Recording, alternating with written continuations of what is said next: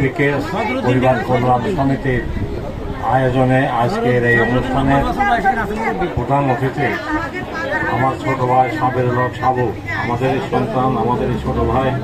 তিনি এখন আমাদের একটি রাজনৈতিক দলের অভিভাবক। আজকে যদি মন্ত্রী না থাকতো আমাদের এখানে, সেই মন্ত্রীর দায়িত্ব পালন করতো, আমাদের সমস্ত চাহিদা তাকেই মিটাতে হতো। অতএব সে এখন ছোট নেই, যেন সে এখন এই নূপুর শহরের না, সে বৃহত্তর যশোর জেলার সে একটা অভিভাবক, এবং তাকে আমি শুভেচ্ছা এবং স্বাগত জানাই আমার পক্ষ থেকে।